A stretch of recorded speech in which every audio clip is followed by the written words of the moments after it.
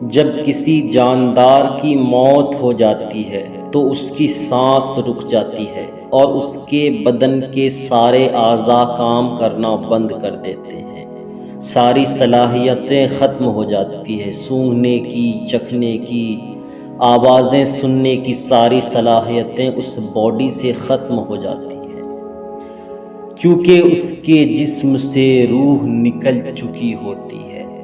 میرے عزیز دوستو، یہ روح ہے کیا چیز، اس کے بارے میں تو ہزاروں سالوں سے ریسرچ ہوتا آ رہا ہے، لیکن دیکھتے ہیں کہ ہمارے ہاتھ کتنی چیزیں آئی ہیں۔ میرے عزیز دوستو، آج اس ویڈیو میں ہم روح کے کچھ فیکٹس جاننے والے ہیں، کچھ راز جاننے والے ہیں۔ میرے عزیز دوستو، ان میں سے پہلی چیز یہ ہے کہ روح کا وزن کتنا ہے، اور دوسری چیز کے بارے میں جب میں بیان کروں گا تو آپ کو بہت خوشی ہوگی، کیونکہ یہ حدیث پاک کے ذریعے سے بات آپ تک پہنچے گی کہ ایک مومن کی روح آسانی کے ساتھ کیسے نکل جاتی ہے۔ اس روح کو رحمتیں اچک لے جائیں گی اور اللہ کے رحمتوں کا وہ مستحق ہوگا۔ میرے عزیز دوستو، تیسری بات یہ ہے، کیا فرق ہے انسان، جانور اور پیڑ پودوں کی روح میں؟ اور ان کے علاوہ کچھ حدیثیں بھی آپ کے نظر میں آئیں گی اور آپ کو قرآن پاک کے کچھ حوالے بھی ملیں گے، اور انشاءاللہ اس چھوٹی سی ویڈیو میں آپ کو بہت ساری جانکاریاں مل پائیں گی۔ تو میرے عزیز دوستو، ویڈیو میں آخر تک ضرور بنے رہیں۔ میرے عزیز دوستو، چلیے آگے بڑھتے ہیں۔ میرے عزیز دوستو، ہزاروں سال پہلے ایک سائنسدان نے ریسرچ کیا تھا جن کا نام ڈنکن تھا، اور اس سائنسدان نے ایک انسان کو جس کی روح نکلنے والی ہی تھی، اس انسان کو ترازو میں تولا، اور پھر جب اس انسان کی موت ہو گئی تو اس انسان کو پھر سے دوبارہ تولا گیا، تو وہاں پر صرف 21 گرام کا ہی فرق تھا۔ تو اس سائنسدان نے یہ قرار دے دیا کہ روح کا وزن صرف اور صرف 21 گرام ہی ہوتا ہے۔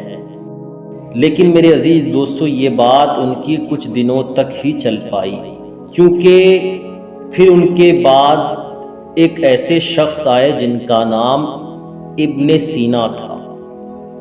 انہوں نے کہا، آپ امیجن کیجئے، آپ سوچئے کہ ایک انسان ہوا میں تیر رہا ہے، اور اس طریقے سے تیر رہا ہے کہ وہ انسان اپنے جسم کے کسی بھی حصے کو محسوس نہیں کر سکتا، یعنی وہ یہ نہیں جان سکتا کہ میرے پیر ہے، میرے ہاتھ ہے، میری باڈی ہے، میرے کان ہے، میرے ناک ہے، وہ کسی بھی چیز کو محسوس نہیں کر سکتا۔ وہ کہتے ہیں کہ ان کو محسوس نہ کرنے کے باوجود اپنے آپ کا ہونا وہ محسوس کرے گا۔ ابن سینا کہتے ہیں کہ اپنے آپ کے ہونے کا احساس ہی روح ہے۔ لیکن میرے عزیزو، روح کے تعلق سے اور بھی زیادہ باتیں مشکوک ہوتی چلی جاتی ہیں، شک پہ شک بڑھتا چلا جاتا ہے کہ یہ روح ان فیکٹ ہے کیا چیز۔ تو چلیں حدیث کی طرف بڑھتے ہیں۔ میرے عزیز دوستو، اس تعلق سے ایک حدیث ہے، ایک صحابی حضور صلی اللہ تعالیٰ علیہ وسلم کے پاس آتے ہیں اور کہتے ہیں، یا رسول اللہ، اگر ہم چوپائے کے ساتھ بھلائی کریں گے تو کیا اللہ تعالیٰ اس کے بدلے میں ہمیں ثواب دے گا؟ تو نبی کریم صلی اللہ تعالیٰ علیہ وسلم نے فرمایا کہ ہاں، ہر وہ ذی روح چیز جس کے اندر روح ہے، اس کے ساتھ بھلائی کرو گے تو اللہ تعالیٰ تمہیں اس کا اجر عطا فرمائے گا۔ اور دوسری حدیث مبارکہ یہ ہے کہ نبی کریم صلی اللہ تعالیٰ علیہ وسلم نے فرمایا کہ بلا غلطی کسی ذی روح کو تکلیف نہ دیا کرو۔ تو میرے عزیزو اس سے پتہ چلا کہ ہر وہ چیز جس کے اندر جان بستی ہے وہ ذی روح ہے، یعنی روح والی ہے میرے عزیزو۔ بلکہ میرے حساب سے اگر روح کو ہی جان کہا جائے اور جان کو ہی روح کہا جائے تو میرے خیال سے اس میں آبجیکشن نہیں ہونا چاہیے، کیونکہ روح اور جان ایک ہی چیز ہے میرے عزیزو۔ روح کی کتنی قسمیں ہیں، روح کتنی طرح کی ہوتی ہے؟ تو میرے عزیز دوستو ان کی 3 کیٹیگریز ہیں۔ پہلی یہ کہ پیڑ پودوں کی روح، اس کی صلاحیت یہ ہوتی ہے کہ وہ صرف اور صرف گرو ہونے میں، بڑھنے میں زیادہ اسٹرگل کرتی ہے۔ اور دوسری روح جانوروں کی روح ہوتی ہے، وہ روح حرکت کے لیے جانی جاتی ہے، موومنٹس کے لیے جانی جاتی ہے، کیونکہ ان کو کھانا تلاش کرنے کے لیے بھی موومنٹس کرنا ہوتا ہے اور کہیں پر جانے کے لیے بھی موومنٹس کی ضرورت پڑتی ہے۔ دونوں کیٹیگریز سے الگ کیٹیگری ہے یہ انسان کی روح کی کیٹیگری۔ میرے عزیز دوستو انسان کی روح ایسی روح ہے جو موومنٹس بھی کر سکتی ہے، گروئنگ بھی کر سکتی ہے، اور جو چیز اس کی ضرورت کے مطابق چل رہی ہے اس کو روک بھی سکتی ہے، اس کو بڑھا بھی سکتی ہے، اپنے ہاتھ کو حرکت کر سکتی ہے، اپنے ذہن کو اپنے حساب سے کنٹرول کر سکتی ہے۔ میرے عزیز دوستو اب انسان کی روح کتنی عقل مند ہے، تو چلیے قرآن پاک کی طرف۔ سورہ اعراف میں ہے کہ عالم ارواح میں جب روح تھے، سارے روحوں نے اللہ سے عہد کیا تھا کہ مالک ہم تجھے ایک جانتے ہیں، تجھے ایک مانتے ہیں، تیری ہی عبادت کرتے ہیں، اور نہیں ہے تجھ سا کوئی اعلیٰ اور بالا ذات۔ انہوں نے ایکسیپٹ کیا تھا سارے روحوں نے۔ اور سورہ سجدہ کے مطابق ماں کے شکم میں روح پھونکی جاتی ہے، پانی کے شکل میں وہ قطرہ ماں کے شکم میں داخل ہوتا ہے تو پھر اس سے جمع ہوا خون بنتا ہے اور پھر اس سے گوشت کا لتھڑا بنتا ہے۔ جب 4 مہینہ حمل ٹھہرتا ہے تب جا کر اس میں روح پھونک دی جاتی ہے۔ یہ قرآن کے سورہ سجدہ کے مطابق ہے۔ میرے عزیز دوستو تو ہمیں ابھی تک اندازہ نہیں ہوا کہ یہ روح ان فیکٹ ہے کیا چیز، بس ہم یہ جان سکتے ہیں کہ یہ روح ہماری جسم میں ہے تو ہم چل رہے ہیں، اور اگر ختم ہو جائے، نکل جائے تو پھر ہم نہیں چل سکتے۔ اس کے متعلق ایک حدیث پاک ہے، نبی پاک صلی اللہ تعالی علیہ وسلم کے پاس ایک صحابی آتے ہیں اور کہتے ہیں کہ یا رسول اللہ کیا ہم اپنے روح کو دیکھ سکتے ہیں؟ کیا ہماری روح نکلنے کے بعد ہم تک ہی رہتی ہے؟ تو نبی پاک صلی اللہ تعالی علیہ وسلم فرماتے ہیں کہ مومن کی روح نکلنے کے بعد آسمان کی طرف، جنت کی طرف چل پڑتی ہیں، اور بعض اوقات روح معلق بھی ہو جاتی ہے، رک جاتی ہے جبکہ اس پہ قرضے ہوں۔ تو میرے عزیز دوستو روح ایک ایسی چیز ہے جسے ہم اپنے آپ میں محسوس کر سکتے ہیں، آپ بھی محسوس کر سکتے ہیں۔ ابھی آپ اس ویڈیو کو دیکھ رہے ہیں، اپنی آنکھوں کو حرکت کر پا رہے ہیں، اپنے جسم کو حرکت دے پا رہے ہیں، بس یہی روح ہے۔ یہ نکل جائے گی پھر آپ بے جان ہو جائیں گے، یہ نکل جائے گی پھر ہم بے جان ہو جائیں گے۔ یہ جس کے اندر ہے وہ حرکت کر سکتا ہے، اور یہ روح جب نکل جائے گی تو پھر وہ چیز بیکار ابس ہو جائے گی۔ میرے عزیز دوستو اب ہم نفس اور روح میں فرق دیکھتے ہیں کہ نفس اور روح کیا چیز ہے، نفس کسے کہتے ہیں، روح کسے کہتے ہیں۔ میرے عزیز دوستو بہت سارے لوگ روح کو اور نفس کو ایک جیسا ہی سمجھتے ہیں، انفیکٹ وہ ایک ہی چیز سمجھتے ہیں، لیکن یہ دونوں چیزیں در حقیقت الگ الگ ہیں۔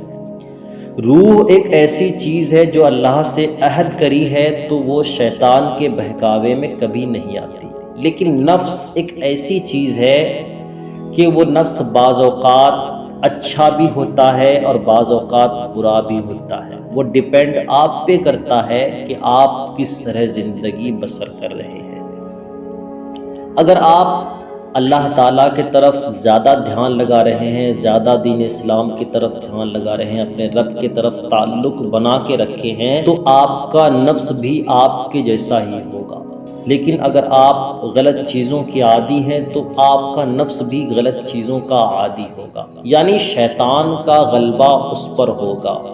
ظاہر سی بات ہے، اگر آپ نیک ہوں گے تو آپ کا نفس بھی نیک ہوگا اور اس پر شیطان کا غلبہ نہیں ہو سکے گا۔ لیکن اگر کوئی انسان غلط افعال کر رہا ہے تو نفس بھی اس کا غلط ہی ہوگا، تو اس کو شیطان ایزیلی بھڑکا پائے گا۔ تو میرے عزیز دوستو، یہاں پر بات صاف ہو گئی کہ نفس اور روح الگ الگ چیز ہے۔ اللہ والوں کا نفس بہت اچھا ہوتا ہے، کیونکہ وہ اپنے نفس کو اپنے حساب سے نہیں بلکہ اللہ اور اس کے رسول کے فرمان کے مطابق چلایا کرتے ہیں۔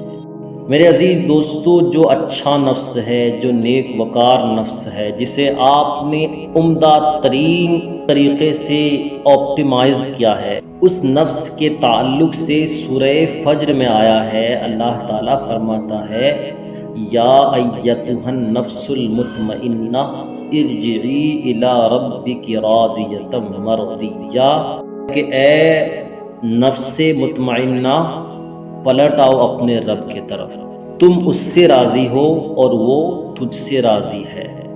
یہ کون کہتے ہیں؟ فرشتے آ کر کہتے رہتے ہیں حتیٰ کہ وہ روح جسم سے نکل کر فرشتے کے پاس آ جاتی ہے، اور پھر وہ فرشتے اس روح کو لے کر آسمان کی طرف بڑھنے لگتے ہیں۔ میرے عزیز دوستو، آئیے اب آپ کو بتاتے ہیں کہ مومن کی روح آسانی کے ساتھ کیسے نکل کر جنت کے حوالے ہو جاتی ہے۔ میرے عزیز دوستو، حدیث پاک سنیے۔ طلحہ بن عبداللہ رضی اللہ تعالیٰ عنہ حضور کے وصال ظاہری کے بعد پریشان سے نظر آ رہے تھے کہ عمر بن خطاب سے ملاقات ہوئی تو انہوں نے پوچھا کہ کیوں آپ پریشان سے نظر آ رہے ہیں؟ تو انہوں نے کہا کہ نبی پاک صلی اللہ تعالیٰ علیہ وسلم نے ایک چیز بتائی تھی اور وہ چیز میرے ذہن سے نکل گئی ہے۔ وہ بات یہ تھی کہ اگر اپنے مردوں کے پاس یہ وظیفہ کی جائے تو اس روح کو اللہ تعالیٰ کے معزز فرشتے رحمتوں کے حوالے کر دیتے ہیں، لیکن افسوس کی بات یہ ہے کہ میں اس بات کو بھول چکا ہوں۔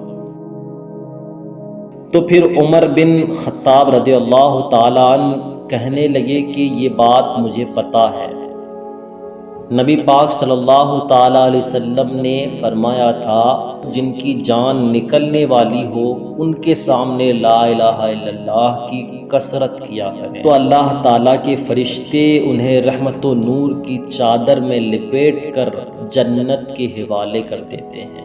تو میرے عزیز دوستو، انہیں نہ کہیں کہ آپ پڑھیے، آپ زور زور سے بلند آواز سے پڑھیے تاکہ وہ بھی پڑھے اور وہ جنت کا مستحق ہو سکے۔ میرے عزیز دوستو، چلتے چلتے ایک حدیث پاک سن لیجئے۔ حضور نبی کریم صلی اللہ تعالیٰ علیہ وسلم فرماتے ہیں کہ جب ہم عالم ارواح میں تھے اور وہاں جن جن روحوں سے ہمارا رابطہ تھا، اگر ہم ان روحوں سے دنیاوی زندگی میں ملاقات کرتے ہیں تو ہمیں اپنا جیسا فیل ہوتا ہے، ہمیں لگتا ہے کہ ان سے تو ملاقات ہو گئی ہے، حالانکہ وہ زندگی کی پہلی ملاقات ہوتی ہے، لیکن بعض اوقات ہمیں یہ محسوس ہوتا ہے کہ ہم نے ان سے ملاقات کی ہے، ہم ان سے مل چکے ہیں۔ میرے عزیز دوستو، یہ جب بھی آپ کے ساتھ ہو یا ہمارے ساتھ ہو، ہمارے ذہن میں بس یہی بات آ جانی چاہیے کہ یہ وہی ملاقات تھی جو ہماری ملاقات عالم ارواح میں ہوئی تھی،